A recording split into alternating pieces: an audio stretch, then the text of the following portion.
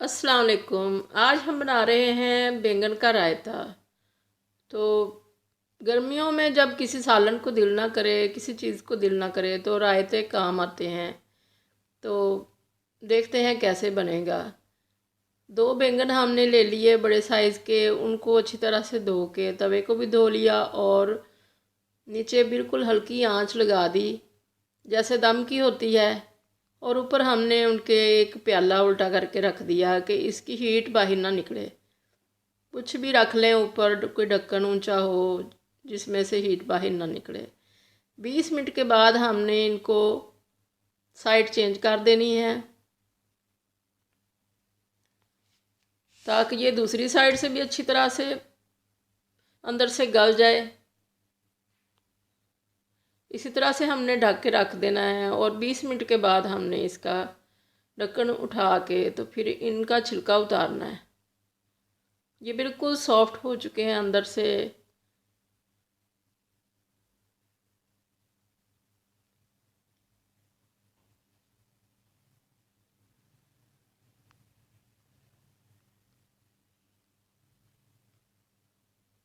छिलका हमने ऊपर वाली साइड से नीचे की तरफ उतारेंगे तो बहुत आसानी से उतर जाएगा, बिल्कुल भी कोई मुश्किल नहीं होगी। अगर नीचे की साइड से उतारेंगे तो फिर मुश्किल होगी, क्योंकि डंडी की साइड से बहुत आसानी से ये छिलका उतर जाता है। और देखें कितना मुलायम, कितना नरम हो चुका है, टेंडर हो चुका है ये बैंगन। और बहुत आसानी से, कोई मुश्किल नहीं हुई। छिलका भी बहुत आसानी से उतर रहा है नीचे की साइड पे।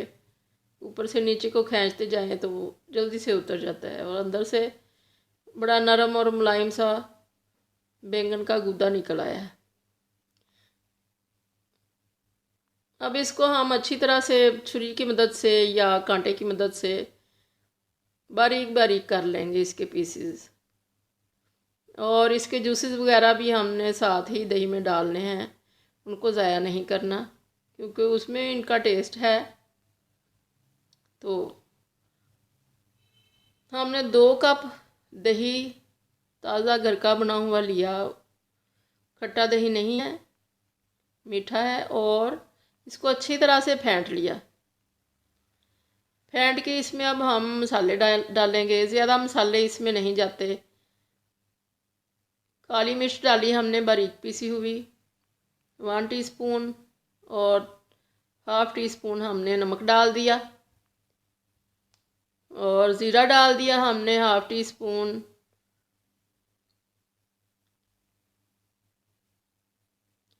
ये ग्रीन चटनी डाली मैंने, जो धनिया और पुदीने की और सब्ज़ मिर्चों की होती है, 1 टेबल स्पून डाल दिया। और प्याज डाल दिए। प्याज बहुत अच्छे लगते हैं इसमें कच्चे। आपकी मर्ज़ी है, जितना मर्ज़ी डाल लें। और टमाटर डाल दिए क्यूब्स में काट के। थोड़ी सी सब्ज़ मिर्चें डाली हैं, तकरीबन 1 डाली है बारीक काट के। तो बाद में हम चेक कर लेंगे कि किसी चीज़ की और ज़रूरत होगी तो हम और डाल लेंगे।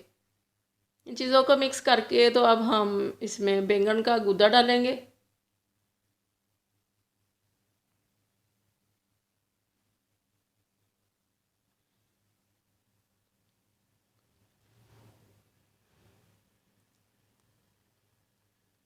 बैंगन का गूदा हमने डाल के तो इसको अच्छी तरह से मिक्स कर लेना है।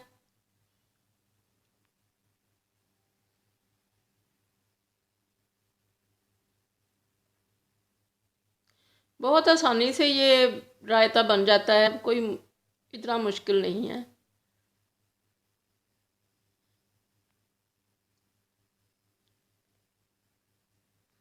रोटी के साथ, चावलों के साथ, जिस चीज़ के साथ आपका दिल करे, अच्छा लगेगा ये। बाज़ लोग इसको बैंगन का भरता भी कहते हैं, मगर मेरा ख्याल है कि ये जिस चीज़ को भी आप दही में डाल लें तो वो रायता बन जाता है। तो बाज़ लोग इसको भरता कहते हैं, मगर मैं इसको रायता कहती हूँ। भरता भी मैं आपको किसी दिन दिखाऊंगी बना के। भरता और तरीके से बनता है। ये मुझे नमक मिर्च ज़रा कम लगी थी, मैंने थोड़ी मोटी कुटी हुई मिर्चें डाल दी और साथ में नमक और डाल दिया। तो आप भी बनाइए, अल्लाह करे आपको बहुत पसंद आए और आपका बहुत अच्छा बने। तो दुआओं में याद रखिएगा। अल्लाह हाफिज़।